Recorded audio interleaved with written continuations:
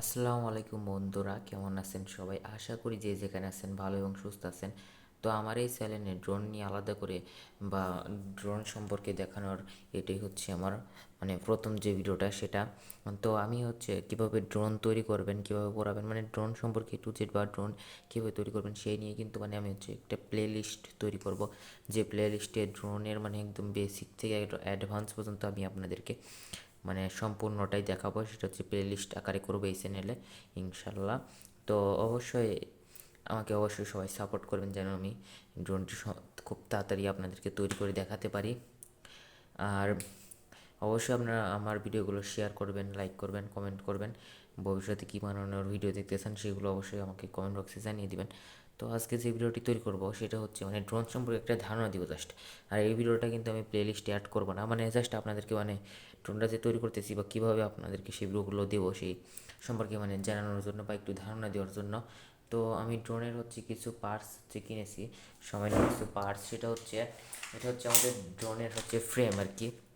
এটা হচ্ছে আমাদের ড্রোনের ফ্রেম, এটা আমি দারাজ থেকে নিয়েছি। আর এটা হচ্ছে 1400 কেবির মোটর, আর এটা হচ্ছে 8 ইঞ্চির প্রপেলার বা পাখা। আর এসি একটাই নিয়েছি। এসি কীভাবে কাজ করে, কেন ব্যবহার করবেন এই নিয়েও কিন্তু আমাদের চ্যানেলে ভিডিও থাকবে। এটা হচ্ছে 30 এম্পিয়ারের নন ব্র্যান্ডের ইওলা যে এসিগুলো সেগুলো।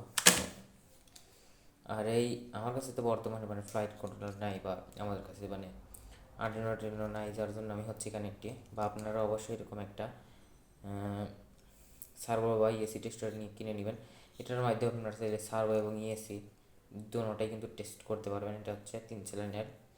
এটা ঘোরালে বাড়ালে আমাদের এখানে আউটপুটের যে লোডটি থাকবে সেটাও কম বেশি হবে। অর্থাৎ আমাদের যে ইএসিটা রয়েছে এটাতে ধরেন আমরা ব্যাটারি কানেকশন দিলাম বা 12 ভোল্ট দিলাম বা 11.1 ভোল্ট যে ভোল্টেজ দিলাম, আর এখান থেকে যে সিগন্যাল যে ওয়্যারটি আছে সেই সিগন্যাল ওয়্যার এটার সাথে দিলেই কিন্তু আমাদের ড্রোনটি মোটামুটি চালানো যাবে আর কি।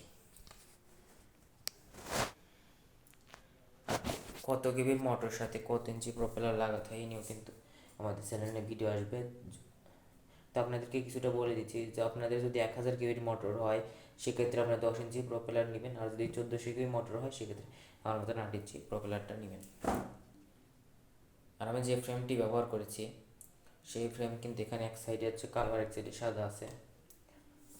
আর এখানে কিন্তু পিডিবি বা ডিস্ট্রিবিউশন যে বোর্ড সেটা হচ্ছে এটাতেই লাগানো আছে। এখানে দেখেন, এখানে কিন্তু নেগেটিভ এবং পজিটিভ কিন্তু চিহ্ন দেওয়া আছে বা এখানে কিন্তু পয়েন্ট করা আছে। এখানে আমাদের হচ্ছে খুবই ভালো করে সোল্ডারিং করে নিতে হবে, যেহেতু এখানে বেশি এম্পেয়ার যাবে, আর এটার সাথে আমাদের ব্যাটারি কানেকশনটা দিতে হবে এই যে এখানে।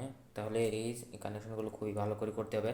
আর এই ফ্রেমটা কিন্তু এভাবে আসে না, এটা কিন্তু আমাদের মডিউল এইরকম আর কি প্যাকেটে আসে, সেখান থেকে আমাদের বের করে তারপরে এই নাটগুলো লাগিয়ে নিতে হয়। তো ওই ড্রোনের ফ্রেম টেম যাবতীয় যা কিছু আছে সমস্ত কিছুই কিন্তু আমাদের ইউটিউব চ্যানেলে আপলোড করা হবে।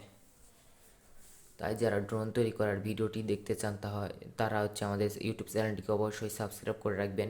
কীভাবে ড্রোন কাজ করে, কীভাবে ড্রোনটি আপনারা তৈরি করে দেবেন বা কোন পার্টসের কী কাজ, একদম এ টু জেড কিন্তু আমাদের চ্যানেলে প্লে লিস্ট আকারে থাকবে। তাই অবশ্যই আমাকে সাপোর্ট করুন এবং ভিডিওতে অবশ্যই আপনারা লাইক, কমেন্ট, শেয়ার, সাবস্ক্রাইব করুন।